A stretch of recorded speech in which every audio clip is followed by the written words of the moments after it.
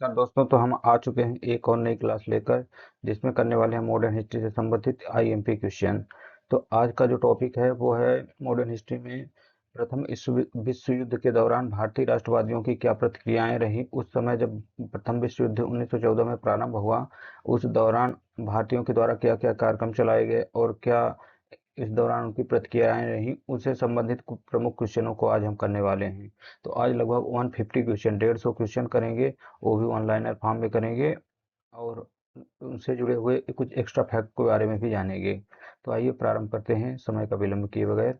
तो पहला क्वेश्चन है कि प्रथम विश्व युद्ध के कब प्रारंभ हुआ। तो प्रथम विश्व युद्ध को जो प्रारंभ होने का टाइम है वो है 1914। 1914 में फर्स्ट वर्ल्ड वॉर प्रारंभ हो जाता है और इसी दौरान भारत में ब्रिटेन का शासन होता है, तो भारतीय सेना को भी प्रथम विश्व युद्ध में शामिल करने की घोषणा कर दी जाती है। नेक्स्ट है कि प्रथम विश्व युद्ध किस वर्ष समाप्त हुआ। तो विश्व युद्ध का जो समाप्त होने का समय है वो है 1918, 1918। 1918 में प्रथम विश्व युद्ध समाप्त हुआ। ये लगभग 4 साल तक चला। अगला आ जाता है कि प्रथम विश्व युद्ध के दौरान किस वायसराय ने भारत में शासन किया। तो जब प्रथम विश्व युद्ध चल रहा था, उस समय भारत पर जो शासन कर रहे थे वो थे लॉर्ड हार्डिंग। नेक्स्ट आता है कि प्रथम विश्व युद्ध के दौरान भारतीय राष्ट्रवादियों ने किस नीति को अपनाया था। तो जब प्रथम विश्व युद्ध चल रहा था, उस दौरान भारतीयों ने प्रतीक्षा और देखो की नीति अपनाई थी, क्योंकि ब्रिटेन सरकार ने कहा था कि आप हमें युद्ध में साथ दो, जब युद्ध समाप्त हो जाएगा तो हम आपको स्वशासन दे देंगे।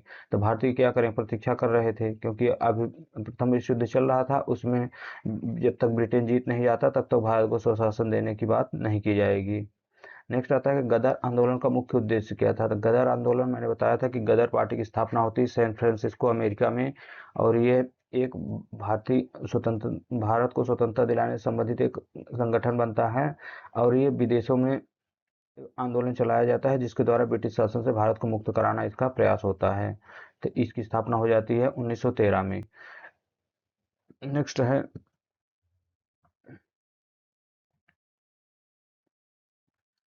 नेक्स्ट स्लाइड आ जाती है कि गदर पार्टी की स्थापना किस वर्ष हुई। तो गदर पार्टी की स्थापना का वर्ष हमने बताया कि 1913 में सैन फ्रांसिस्को अमेरिका में। ये क्वेश्चन कई बार पूछे जाते हैं तो याद रखना पड़ेगा।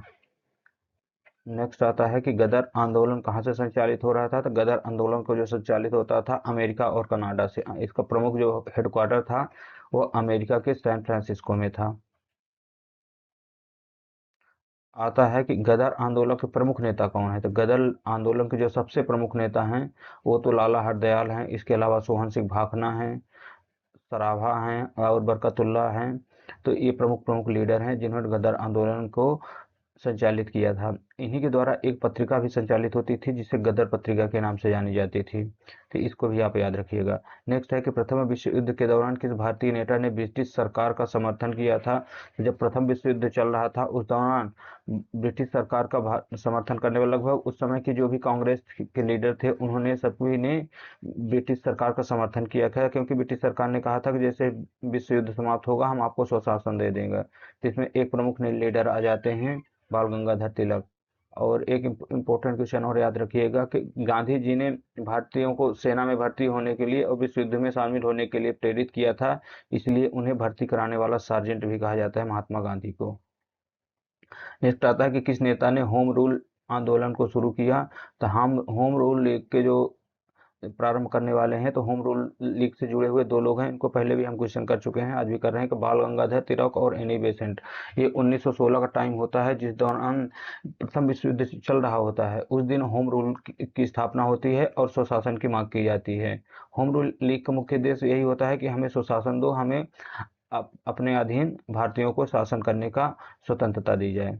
नेक्स्ट आता है कि होम रूल आंदोलन का मुख्य उद्देश्य क्या है। तो होम रूल का मुख्य उद्देश्य है कि हमें स्वशासन दो, हमें शासन करना है अपने देश में। नेक्स्ट आता है कि कम्युनिस्ट इंटरनेशनल की स्थापना किसने की थी। तो ये कम्युनिस्ट इंटरनेशनल की जो स्थापना करते हैं वो करते हैं लेनिन। नेक्स्ट आता है कि लखनऊ समझौता किस वर्ष में संपन्न हुआ। तो लखनऊ समझौता जो होता है वो होता है 1916 में। दो दो गुटों के बीच होता है, एक तो होता है कांग्रेस और मुस्लिम लीग के बीच, और एक कांग्रेस के बीच भी होता है वादी और उदारवादियों के मध्य। तो 1916 में होता है। इसमें कांग्रेस की जो अध्यक्षता करते हैं वो करते हैं अंबिका चरण मजूमदार। ये है इंपॉर्टेंट क्वेश्चन कि अंबिका चरण मजूमदार लखनऊ समझौता 1916 की अध्यक्षता करते हैं।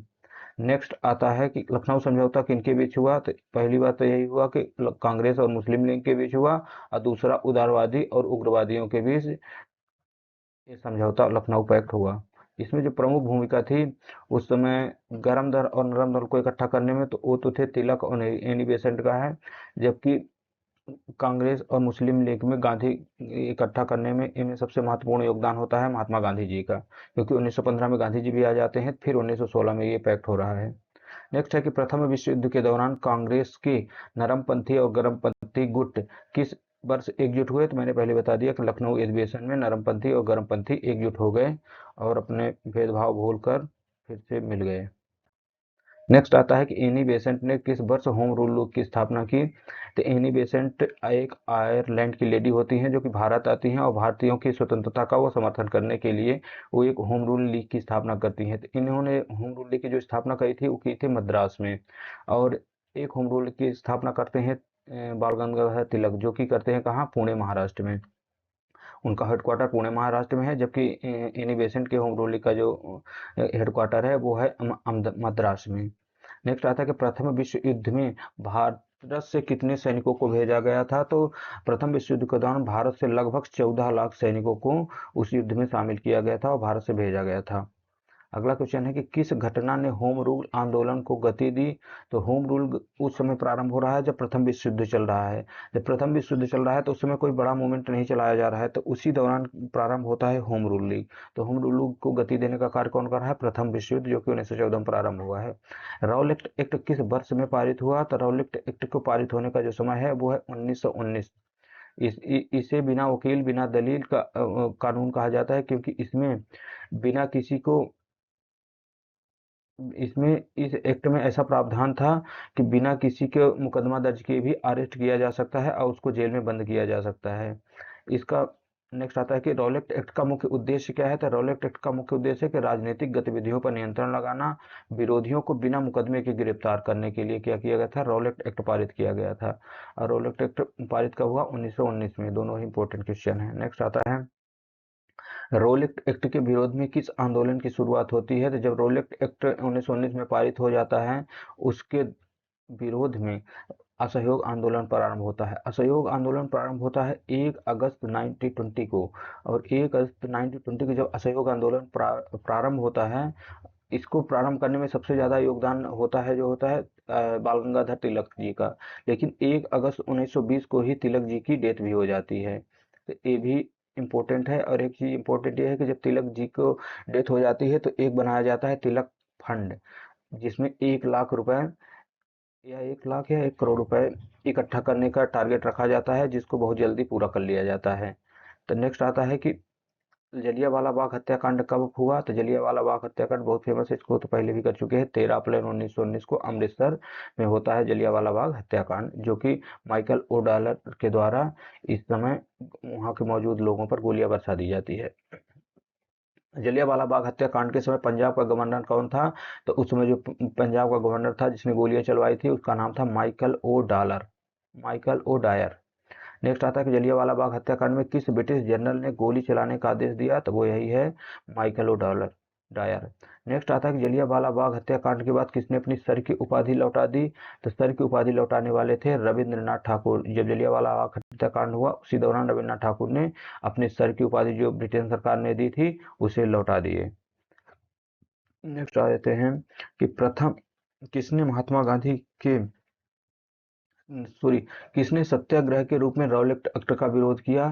तो सत्याग्रह के रूप में विरोध करने वाले सत्याग्रह के जो प्रतिपादक हैं वो कौन है, महात्मा गांधी जी। तो इन्होंने सत्याग्रह के रूप में रॉलेट एक्ट का विरोध करने का फैसला किया। अगला आता है कि मोंटेग चेम्सफोर्ड सुधार किस वर्ष लागू हुए। तो मोंटेग जो थे वो भारत सचिव थे और चेम्सफोर्ड उस समय भारत के वायसराय। तो इन्हीं दोनों के नाम पर उस समय एक अधिनियम लाया गया मोंटेग चेम्सफोर्ड 1919। तो इन्हीं के नाम पर उसका नाम रखा गया कि मोंटेग्यू चेम्सफोर्ड सुधार, जो कि कब लागू किए गए, 1919 में। नेक्स्ट आता है कि मोंटेग्यू चेम्सफोर्ड किसके द्वारा प्रस्तुत किए गए। तो जो भारत सचिव थे एडविन मोंटेग और जो भारत के वायसराय थे लॉर्ड चेम्सफोर्ड के द्वारा। नेक्स्ट आता है कि मॉन्टेग्यू चेम्स्फोर्ड के तहत कौन सी प्रणाली स्थापित की गई। तो जब मॉन्टेग्यू चेम्स्फोर्ड सुधार लागू हुआ उसमें जो सबसे प्रमुख एक प्रणाली थे वो थी डायरकी प्रशासन, मतलब द्वैध शासन की जो शुरुआत होती है वो इसी मॉन्टेग्यू चेम्स्फोर्ड के द्वारा हो जाती है, जिसमें केंद्र और राज्य के लिए अलग अलग शासन प्रणाली की स्थापना की जाती है। नेक्स्ट आता है कि असहयोग आंदोलन कब प्रारंभ हुआ। तो असहयोग आंदोलन को जो प्रारंभ होने की एग्जैक्ट डेट है वो है 1 अगस्त 1920 को। नेक्स्ट आएगा, असहयोग आंदोलन का मुख्य उद्देश्य क्या था। असहयोग आंदोलन का मुख्य उद्देश्य है कि ब्रिटिश शासन से असहयोग और स्वतंत्रता की मांग करना, कि असहयोग आंदोलन में ब्रिटिश सरकार के सहयोग नहीं करना, जैसे स्कूल कॉलेज छोड़ देना, उनकी नौकरियां छोड़ देना, वकालत छोड़ देना, ये सब जो प्रोग्राम रखे गए थे वो रखे गए थे असहयोग आंदोलन के दौरान। नेक्स्ट आता है कि हंटर कमेटी का गठन किस घटना की जांच के लिए हुआ। हंटर कमेटी का जो गठन होता है वो 1919 में जलियांवाला हत्याकांड के बाद ब्रिटिश सरकार के द्वारा किया जाता है, जिसमें जलियांवाला कांड के दोषी जनरल डायर को निर्दोष भी साबित कर दिया जाता है। जबकि एक जो कमेटी गठित होती है वो कांग्रेस की तरफ से होती है। कांग्रेस की तरफ से एक तहकीकी कमेटी गठित की जाती है जिसके प्रमुख बनाए जाते हैं मदन मोहन मालवीय को। तो ये भी आपको याद रखना है, इंपॉर्टेंट क्वेश्चन है। नेक्स्ट है कि असहयोग आंदोलन का नेतृत्व किसने किया। तो असहयोग आंदोलन उसमें प्रारंभ हो रहा है जब गांधी जी भारत में आ चुके हैं और भारत को लीड कर रहे हैं। तो उस असहयोग आंदोलन के नेतृत्वकर्ता के रूप में सबसे प्रमुख कौन है, महात्मा गांधी जी। नेक्स्ट है कि प्रथम विश्व युद्ध के दौरान गदर पार्टी ने किस देश की सहायता ली थी।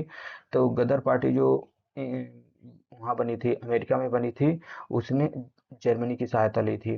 नेक्स्ट है कि किस, क्योंकि जर्मनी जो था प्रथम विश्व युद्ध के दौरान वो ब्रिटेन के खिलाफ लड़ रहा था, तो इसलिए क्या किए, इन्होंने जर्मनी के साथ लेने का प्रयास किया।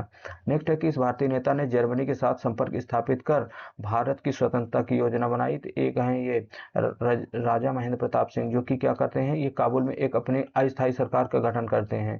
तो इन ये भी जर्मनी के संपर्क स्थापित करके भारत को स्वतंत्र करवाने की योजना बनाते हैं।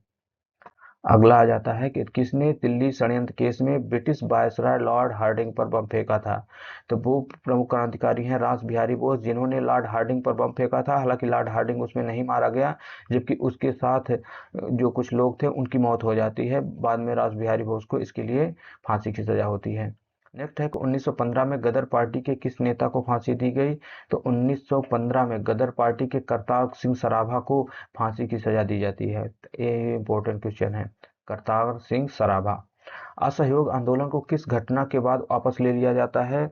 तो क्या होता है, जब 1920 में असहयोग आंदोलन प्रारंभ होता है, बढ़िया चल रहा होता है, लेकिन जैसे ही समय बीतता जाता है, 1922 का टाइम आता है, तो असहयोग आंदोलन क्या हो जाता है, अब अनियंत्रित हो जाता है। तो उत्तर प्रदेश की एक जगह होती है चौरा चौरी, जहाँ के कुछ लोग पहुंचते हैं और पूरे पुलिस स्टेशन को जला देते हैं। उसी घटना को नाम दिया जाता है चौरा चौरी कांड, जिसमें कई पुलिस वाले मारे जाते हैं। तो उसी घटना के बाद महात्मा गांधी बहुत दुखित होते हैं और उन्होंने असहयोग आंदोलन को वापस लेने का फैसला कर लिया जाता है। तो चौरा चौरी कांड कब हुआ, 1922 में होता है। और ये कहाँ है चौरा चौरी कांड, ये है उत्तर प्रदेश में। नेक्स्ट है कि चौरा चौरी कांड के बाद महात्मा गांधी ने आंदोलन को समाप्त कर दिया, तो असहयोग आंदोलन को उन्होंने समाप्त कर दिया। नेक्स्ट आ जाए, कम्युनल अवार्ड किसने प्रस्तुत किया। तो कम्युनल अवार्ड जो था ये ब्रिटिश प्रधानमंत्री रैमजे मैकडोनाल्ड ने दलितों के लिए अलग से एक आरक्षण, इसमें जो है रिजर्वेशन का प्रावधान किया था, जिसको कहा गया कम्युनल अवार्ड। नेक्स्ट है कि प्रथम विश्व युद्ध के दौरान भारतीय अर्थव्यवस्था पर क्या प्रभाव पड़ा। तो जब विश्व युद्ध चल रहा था उस दौरान भारतीय अर्थव्यवस्था पर अत्यधिक बोझ बढ़ा और टैक्स में वृद्धि की गई थी, क्योंकि जब वित्तीय आवश्यकताएं पूर्ण नहीं हो पाई ब्रिटिश सरकार के, तो उन्होंने क्या किया, भारतीय अर्थव्यवस्था पर बोझ बढ़ा दिया। नेक्स्ट है कि ब्रिटिश मुस्लिम लीग का गठन किस वर्ष होता है। तो मुस्लिम लीग का जो गठन होता है वो 1906 में ढाका में होता है, और इसके संस्थापक होते हैं आगा खां, और वहाँ का जो नवाब था सलीमुल्लाह खां। दो लोगों ने मिलकर मुस्लिम लीग की स्थापना करते हैं 1906 में। किसने कहा कि स्वराज मेरा जन्मसिद्ध अधिकार है और मैं इसे लेकर रहूंगा। ये सबसे सुप्रसिद्ध नारा है, जिसको दिया था बाल गंगाधर तिलक ने। नेक्स्ट है कि लखनऊ समझौता किनके लिए महत्वपूर्ण था। तो लखनऊ समझौता जो है तो कांग्रेस और मुस्लिम लीग के लिए महत्वपूर्ण था, क्योंकि इनके बीच समझौता हो रहा है, और उदारवादी और उग्रवादियों के मध्य भी हो रहा है, तो ये दोनों लोगों के बीच बहुत महत्वपूर्ण है। अब अगला आ जाता है कि किस भारतीय नेता ने प्रथम विश्व युद्ध के समय ब्रिटिश सेना में सेवा करने का आह्वान किया था? तो ये करते हैं महात्मा गांधी, की ब्रिटिश सेना में भारतीयों को शामिल होने के लिए प्रेरित करते हैं, इसीलिए इन्हें सेना में शामिल भर्ती करवाने वाला सार्जेंट भी कहा जाता है महात्मा गांधी जी को। नेक्स्ट है कि किसने कहा, अगर ब्रिटिश भारत की स्वतंत्रता नहीं देंगे तो हम उसे छीन लेंगे? तो ये छीनने की बात करने वाले कौन है? ये है नेताजी सुभाष चंद्र बोस। नेक्स्ट है, प्रथम विश्व युद्ध के दौरान भारत की आर्थिक स्थिति कैसी थी? तो आर्थिक स्थिति तो आप जान ही रहे, जब प्रथम विश्व युद्ध चल रहा है तो उस दौरान आर्थिक स्थिति बहुत खराब थी। नेक्स्ट है, गदर पार्टी के सदस्यों ने किस घटना के बाद विद्रोह की योजना बनाई? तो वो था प्रथम विश्व युद्ध के दौरान। जब प्रथम विश्व युद्ध चल रहा था तो गदर पार्टियों ने जर्मनी के साथ मिलकर विद्रोह करने की योजना बनाई थी। प्रथम विश्व युद्ध के बाद किसने भारतीय स्वतंत्रता की मांग को तीव्रता को बढ़ाया? तो जैसे प्रथम विश्व युद्ध समाप्त होता है उसके बाद महात्मा गांधी जो होते हैं बहुत ज्यादा सक्रिय हो जाते हैं और स्वतंत्रता की मांग को तीव्रता के साथ आगे बढ़ाने लगते हैं और उन्होंने असहयोग आंदोलन प्रारंभ करने की योजना बनाए हैं।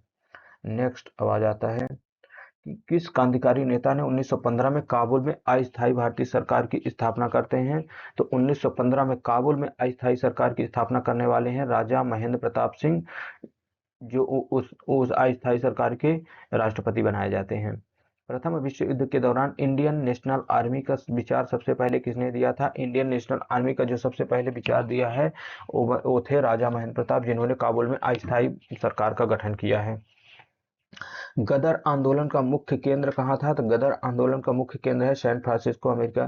तो दोस्तों कुछ क्वेश्चन क्या है तो रिपोर्ट रिपीट हो जाते हैं, तो उनको भी हम करते चलते हैं, क्योंकि बार बार करने से तो रिवीजन ही होगा, इससे कोई नुकसान होने वाला नहीं है। तो आते हैं, प्रथम विश्व युद्ध के दौरान होम रूल लीग का गठन किसके द्वारा किया गया था? तो ये हम फिर से कर चुके हैं कि बाल गंगाधर तिलक और एनी बेसेंट के द्वारा होम रूल लीग की स्थापना 1916 में की गई। बाल गंगाधर तिलक की जो होम रूल लीग थी उसका जो हेडक्वार्टर था वो पुणे महाराष्ट्र था, जबकि एनी बेसेंट की जो होम रूल लीग थी वो मद्रास में स्थापित होती है, इसका हेडक्वार्टर में था। प्रथम विश्व युद्ध के दौरान किसने भारत का नया वायसराय नियुक्त किया गया? तो प्रथम विश्व युद्ध के दौरान जब समाप्त हुआ उस दौरान 1918 के आसपास लॉर्ड जेम्स फोर्ड को भारत का वायसराय नियुक्त किया जाता है। अब आ जाते हैं अगले क्वेश्चन कि किस क्रांतिकारी नेता ने 1914-15 में गदर आंदोलन के जरिए ब्रिटिश सरकार के खिलाफ विद्रोह की योजना बनाई? तो वो थे लाला हरदयाल, जिन्होंने गदर पार्टी की स्थापना की थी सैन फ्रांसिस्को, अमेरिका में। किस घटना के बाद होम रूल लीग आंदोलन को भारी समर्थन मिला? तो होम रूल लीग को भारी समर्थन मिला जब लखनऊ पैक्ट हुआ, उस दौरान कांग्रेस और मुस्लिम लीग, कांग्रेस के उदारवादी और उग्रवादी सब एक हो गए, तो इस दौरान क्या हुआ, होम रूल लीग को अधिक समर्थन प्राप्त होने लगा। नेक्स्ट आ जाता है कि गदर आंदोलन किस देश से संचालित हो रहा था? तो गदर आंदोलन जो संचालित होता था मेनली अमेरिका और कनाडा से।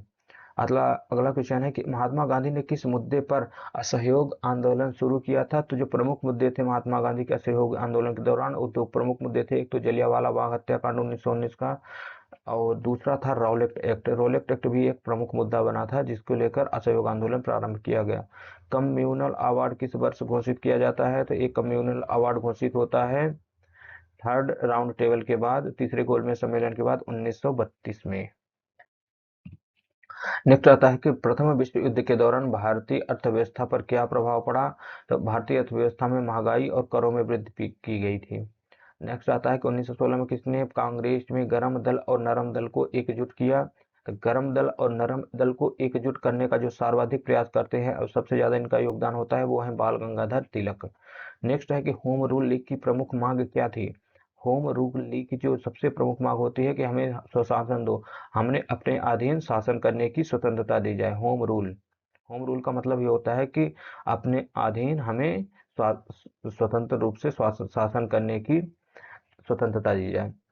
1917 में किसने एनी बेसेंट को भारतीय राष्ट्रीय कांग्रेस का अध्यक्ष बनाया? तो 1917 में एनी बेसेंट को भारतीय राष्ट्रीय कांग्रेस का अध्यक्ष बनाने में योगदान था होम रूल लीग आंदोलन के समर्थकों ने, जो कि आयरन से आई हुई एक लेडी थी, भारतीय स्वतंत्रता का समर्थन कर रहे थे, उन्हें 1917 में पहली लेडी होती हैं जो भारतीय राष्ट्रीय कांग्रेस के अध्यक्ष बनाई जाती हैं, जबकि पहली भारतीय लेडी जो होती हैं वो बनती हैं सरोजनी नायडू 1925 के कानपुर अधिवेशन में। नेक्स्ट आता है कि प्रथम विश्व युद्ध के दौरान किसने इंडिया गेट का निर्माण करवाया?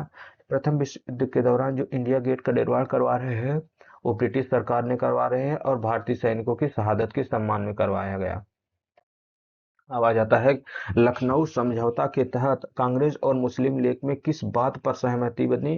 तो जो कांग्रेस और मुस्लिम लीग थी उसने संयुक्त रूप से स्वराज की मांग को तीव्र करने के लिए इस बात पर सहमति हो गई। अगला है कि 1915 में गदर पार्टी के नेता किस देश से भारत लौटे और विद्रोह की योजना बनाई। तो गदर पार्टी के जो नेता थे उस समय अमेरिका में थे, तो उन्होंने 1915 में भारत लौटे और फिर विद्रोह की योजना बनाने लगे। अगला आता है कि रोलेक्ट एक्ट के तहत किस प्रकार के अधिकार दिए गए थे। तो जो रोलेक्ट एक्ट था उसमें बिना मुकदमे की गिरफ्तारी और नजरबंदी का अधिकार था। इसे ही बिना वकील बिना दलील का कानून कहा गया था। नेक्स्ट आता है कि महात्मा गांधी ने किस साल असहयोग आंदोलन प्रारंभ किए। तो असहयोग आंदोलन प्रारंभ होने का समय है 1 अगस्त 1920। नेक्स्ट आता है कि किस भारतीय नेता ने कम्युनल अवार्ड का विरोध किया। तो जब 1932 में रैमजे मैकडोनाल्ड ब्रिटेन के प्रधानमंत्री थे, उन्होंने इसकी घोषणा की, तो जब सबसे ज़्यादा इसका विरोध किए तो कह रहे थे महात्मा गांधी ने। बाद में इसी इनके विरोध के बाद ही इनकी गांधी जी और अंबेडकर के मध्य एक पूना पैक्ट समझौता हो जाता है। अगला आता है कि किस घटना के बाद महात्मा गांधी ने असहयोग आंदोलन को समाप्त कर दिया।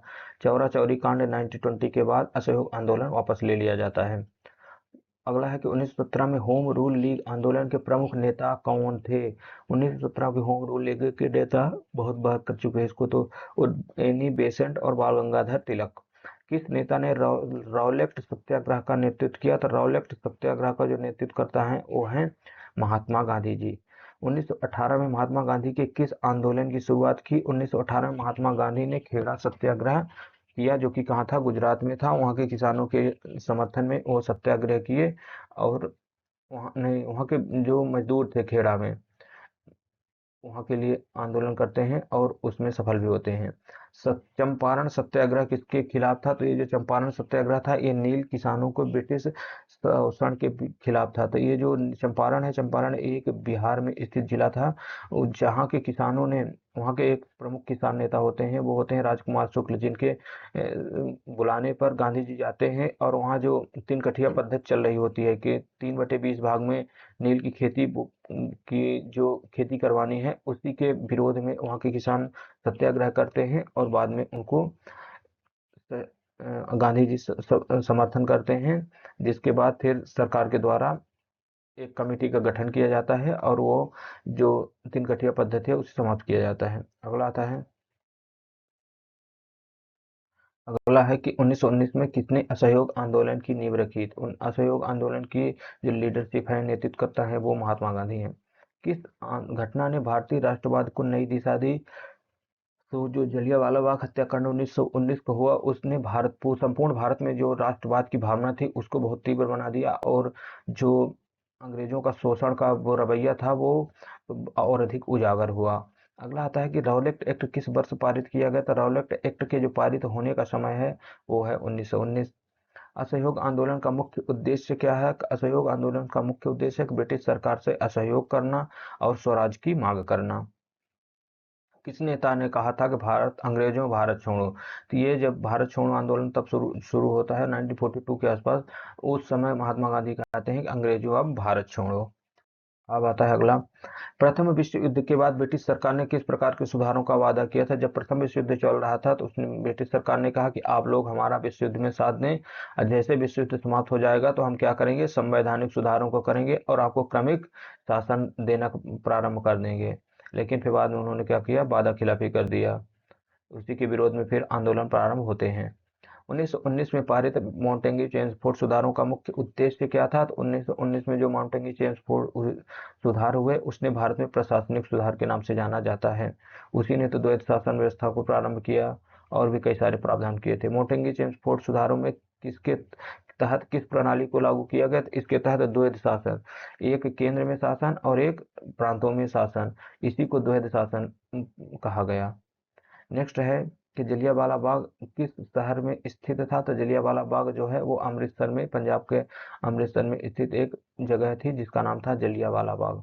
जलियांवाला बाग हत्याकांड के विरोध में किसने ब्रिटिश सरकार को सर की उपाधि लौटा दी। तो वो थे रविंद्रनाथ ठाकुर, जिन्होंने सर की उपाधि को लौटा दिया। अब आता है किसने रोलेक्ट सत्याग्रह के दौरान भारतीयों को अहिंसक विरोध करने का निर्देश किसने दिया गया था? तो अहिंसा का समर्थन करने वाले हैं महात्मा गांधी जी। प्रथम विश्व युद्ध के दौरान किस ब्रिटिश अधिकारी ने स्वराज का वादा किया था? तो जब प्रथम विश्व युद्ध चल रहा था उस दौरान ब्रिटिश अधिकारी जो उसमें भारत सचिव एडविन मोंटेगू थे, उसने कहा था कि भारत को स्वराज के दिया जाएगा विश्व युद्ध समाप्त होने के पश्चात।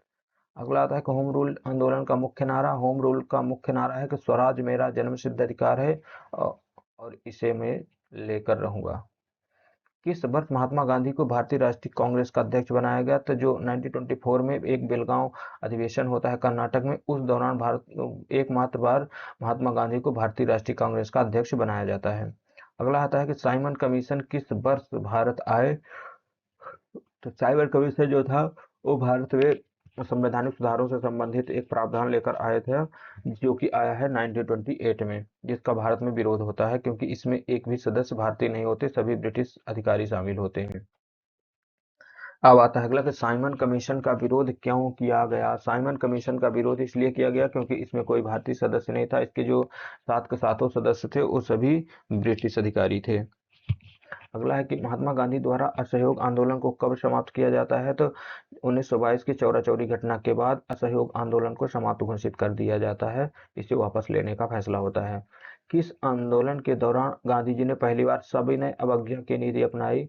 सविनय जो असहयोग आंदोलन था वही पहली बार में सविनय अवज्ञा की नीति अपनाई गई थी।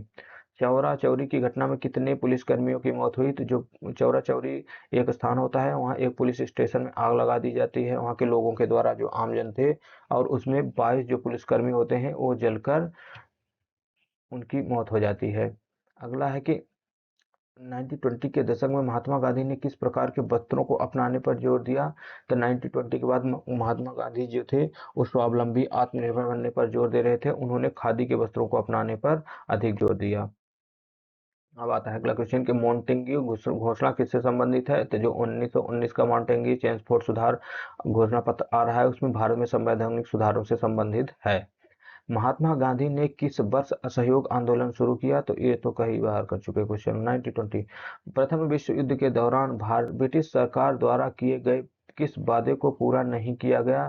तो भारतीयों को स्वराज का वादा किया गया था। 1914 में जब प्रथम विश्व युद्ध शुरू हुआ तो वादा किया गया कि हम आपको जैसे विश्व युद्ध खत्म होगा स्वराज वापस दे देंगे, लेकिन फिर उन्होंने वादा खिलाफी किया और उस वादे को पूरा नहीं किया, जिसके विरोध में फिर आंदोलन होने प्रारंभ हुए। 1919 के रोलेक्ट एक्ट का मुख्य उद्देश्य क्या है? तो 1919 के रोलेक्ट एक्ट का मुख्य उद्देश्य था राजनीतिक असंतोष को दबाना। नेक्स्ट है कि किसने मॉन्टेग्यू चेम्सफोर्ड सुधार की आलोचना की? तो जो भारतीय राष्ट्रीय कांग्रेस थी उसने बड़े लेवल पर आकर मॉन्टेग्यू चेम्सफोर्ड सुधार की आलोचना करती है। अब आता है अगला, होम रूल लीग की स्थापना किस वर्ष हुई थी? तो होम रूल लीग की स्थापना होती है 1916 में। इसके संस्थापक हैं बाल गंगाधर तिलक और Annie Besant. Home rule league आंदोलन का मुख्य उद्देश्य क्या है? तो भारत में स्वशासन की मांग करना। प्रथम विश्व युद्ध के दौरान ब्रिटिश सरकार ने भारतीयों से किस प्रकार की सहायता मांगी थी? तो जो ब्रिटिश सरकार थी उसने सैन्य और आर्थिक सहायता का मांगी कि आप हमें सैनिक सहायता दो और आर्थिक सहायता दो, जिससे हम प्रथम विश्व युद्ध जीत जाएं और फिर हम आपको स्वशासन दे दें। किस वर्ष महात्मा गांधी ने खेड़ा सत्याग्रह किया? तो खेड़ा सत्याग्रह करते हैं ये 1918 में। चंपारण सत्याग्रह जो हुआ था 1917 में हुआ था, पहला सत्याग्रह था गांधी जी के द्वारा और पहला सफल सत्याग्रह भी था भारत में, और 1918 में खेड़ा सत्याग्रह इनके द्वारा किया जाता है। नेक्स्ट है खेड़ा सत्याग्रह के मुख्य कारण क्या था? तो खेड़ा सत्याग्रह इसमें किसानों पर अत्यधिक करों का बोझ था, जिसको गांधी जी ने इसको विरोध किया और इन्हें करों में उचित रियायत दिलवाई। किस वर्ष चंपारण सत्याग्रह हुआ? चंपारण सत्याग्रह सबसे पहला सत्याग्रह है गांधी जी का, ये होता है 1917 में। चंपारण सत्याग्रह का नेतृत्वकर्ता कौन है? चंपारण सत्याग्रह के नेतृत्वकर्ता है Mahatma Gandhi ji. Home rule league आंदोलन के प्रमुख नेता, होम रूल लीग के जो प्रमुख नेता हैं वो हैं एनी बेसेंट, जो कि आयरलैंड की एक लेडी हैं। किस घटना ने भारतीय राष्ट्रवाद को संगठित करने में महत्वपूर्ण भूमिका आई? तो जो प्रथम विश्व युद्ध हुआ उसने भारत में राष्ट्रवाद की भावना को और अधिक महत्वपूर्ण भूमिका निभाई। मॉन्टेग्यू चेम्सफोर्ड सुधार किस रिपोर्ट पर आधारित है? तो मॉन्टेग्यू चेम्सफोर्ड 1918 के मॉन्टेग्यू जो कि भारत सचिव और चेम्सफोर्ड भारत के वायसराय की रिपोर्ट पर आधारित था। अब आता है अगला क्वेश्चन कि गांधी जी का असली नाम क्या है। तो गांधी जी का जो पूरा नाम है वो है मोहनदास करमचंद गांधी। गांधी जी ने किस अफ्रीकी देश में सत्याग्रह के माध्यम से अपने विचारों को शुरू किया। तो जो गांधी जी भारत से पहले रह रहे थे, लगभग उन्होंने 20 साल गुजारे थे, वो थे दक्षिण अफ्रीका में, जहां उन्होंने ब्रिटिश सरकार के वहां पहली बार अपने सत्याग्रह का प्रयोग करते हैं और जिसमें वो काफी सफल भी रहते हैं। किस ब्रिटिश अधिकारी ने रॉलेट एक्ट पारित करवाया। तो रॉलेट एक्ट को पारित करवाने में भूमिका थी Sydney Rowlatt, justice Sydney Rowlatt के द्वारा रॉलेट एक्ट पारित करवाया गया। किस आंदोलन के तहत महात्मा गांधी ने पहली बार सत्याग्रह का प्रयोग किया।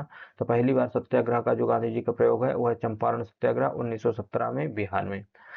गदर आंदोलन ने के क्रांतिकारियों ने किस देश की सहायता प्राप्त करने का प्रयास किया। तो गदर आंदोलन के जो क्रांतिकारी हैं उन्होंने जर्मनी में से सहयोग प्राप्त करने का प्रयास किया। रोलेट एक्ट के विरोध में महात्मा गांधी ने कौन सा आंदोलन शुरू किया। तो रोलेट एक्ट के विरोध में महात्मा गांधी ने रोलेट सत्याग्रह प्रारंभ किया। प्रथम विश्व युद्ध में भारतीय सैनिकों की भूमिका क्या रही। तो प्रथम विश्व युद्ध के दौरान भारतीय सैनिक ब्रिटिश सेना के लिए लड़ रहे थे। असहयोग आंदोलन के दौरान किस नारे का इस्तेमाल किया गया। तो आंदोलन के दौरान स्वराज मेरा जन्म सिद्ध अधिकार है और मैं इसे लेकर रहूंगा। होम रूल लीग का मुख्य उद्देश्य है स्वशासन की मांग करना। किसने कहा था अहिंसा मेरे लिए एक नीति नहीं बल्कि मेरा धर्म है। तो अहिंसा प्रमुख धर्म किसका है, यह है महात्मा गांधी जी का। अब आता है अगला, जलियांवाला बाग हत्याकांड के समय ब्रिटिश शासन का क्या रवैया रहा। तो जलियांवाला बाग हत्याकांड को जो ब्रिटिश सरकार थी उसने हंटर कमेटी का गठन किया और उसे सही उचित ठहराया था, जबकि और जो उस जनरल ओडायर था उसे नेक्स्ट है कि रोलेट एक्ट किसके खिलाफ था। तो रोलेट एक्ट भारतीयों के राजनीतिक अधिकारों के खिलाफ था, क्योंकि इसमें स्वतंत्रता का हनन किया गया। नेक्स्ट है कि जलियांवाला बाग हत्याकांड के बाद किसने ब्रिटिश सरकार को दी गई नाइटहुड की उपाधि लौटा दी। तो ये थे रविन्द्रनाथ ठाकुर। नेक्स्ट है कि इस भारतीय नेता ने सविनय अवज्ञा के सिद्धांत का प्रचार किया। सविनय अवज्ञा के सिद्धांत का प्रचार करने में महत्वपूर्ण भूमिका निभा रहे हैं महात्मा गांधी जी। नेक्स्ट है असहयोग आंदोलन किस वर्ष वापस ले लिया गया। तो ये है 1922 चौरा चौरी कांड के बाद। चंपारण सत्याग्रह किससे संबंधित था। तो चंपारण सत्याग्रह जो संबंधित है वो वहां के किसान जो कि नील की खेती करने वाले किसानों के अधिकारों से संबंधित था।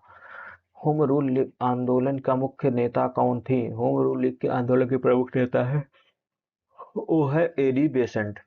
प्रथम विश्व युद्ध के दौरान भारतीय किसानों की कैसी स्थिति थी। तो जो प्रथम विश्व युद्ध था उसमें किसानों पर भारी करों का बोझ बढ़ गया, जिससे स्थिति क्या हुई और से बद से बदतर हो गई। किस नेता ने गांधी जी को महात्मा की उपाधि दी थी। तो गांधी जी को जो महात्मा की उपाधि दी है वो दी है रविंद्रनाथ ठाकुर के द्वारा दी गई है। नेक्स्ट है कि चंपारण सत्याग्रह के दौरान गांधी जी ने किस नीति का पालन किया। तो चंपारण सत्याग्रह के दौरान गांधी जी ने अहिंसक सत्याग्रह की नीति को अपनाया। अब आता है अगला कि किस आंदोलन के दौरान भारतीयों ने विदेशी वस्त्रों का बहिष्कार किया। तो विदेशी वस्त्रों का सर्वाधिक बहिष्कार किया गया असहयोग आंदोलन के दौरान और खादी के वस्त्रों को बढ़ावा दिया गया। असहयोग आंदोलन का प्रमुख हथियार क्या था। तो असहयोग आंदोलन जो था विदेशी वस्त्रों का बहिष्कार करना और स्वदेशी वस्त्रों के उपयोग को, जो खादी के वस्त्र हैं उनके उपयोग को बढ़ावा देना है। 1917 में महात्मा गांधी को किस सत्याग्रह के कारण राष्ट्रीय पहचान मिली। तो 1917 का जो सबसे प्रमुख सत्याग्रह होता है वो होता है चंपारण सत्याग्रह, उसी के कारण गांधी जी को पहचान प्राप्त होती है। आ जाता है अगला, प्रथम विश्व युद्ध के दौरान भारत की आर्थिक स्थिति कैसी थी। तो प्रथम विश्व युद्ध जब चल रहा था उस दौरान भारत की स्थिति जो थी और आर्थिक स्थिति बहुत खराब हो गई, महंगाई भी बढ़ गई और करों के जो दर थे उनमें और ज्यादा वृद्धि होती है।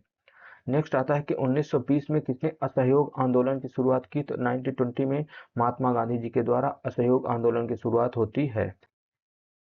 अगला आता है कि किस नेता ने असहयोग आंदोलन के तहत स्वदेशी वस्त्रों को बढ़ावा दिया। तो महात्मा गांधी ने भारत में निर्मित होने वाले खादी वस्त्रों को बढ़ावा देने के लिए और देश को आत्मनिर्भर बनाने के लिए इसे बढ़ावा दिया।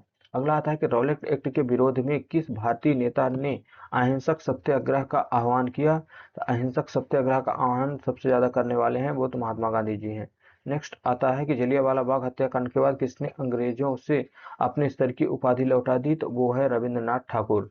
नेक्स्ट है कि किस आंदोलन के दौरान भारतीयों ने अंग्रेजों से असहयोग करने की कसम खाई थी, तो वो आंदोलन था असहयोग आंदोलन। अगला है कि किसने कहा था कि सत्य और अहिंसा के मार्ग पर चलना मेरा धर्म है, तो ये कहा था कि महात्मा गांधी ने, कि सत्य और अहिंसा के मार्ग पर चलना मेरा धर्म है, एक कथन है महात्मा गांधी जी का।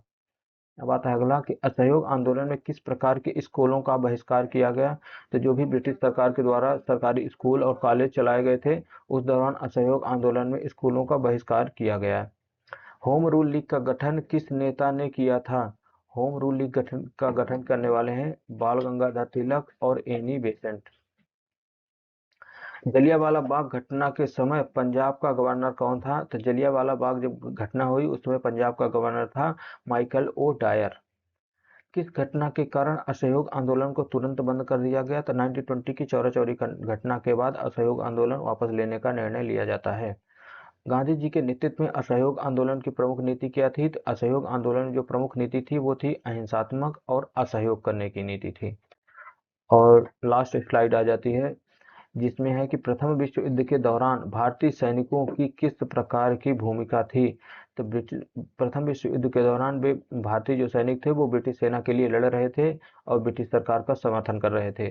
लखनऊ समझौता किनके बीच हुआ, तो एक कांग्रेस और मुस्लिम लीग के बीच 1916 में हुआ।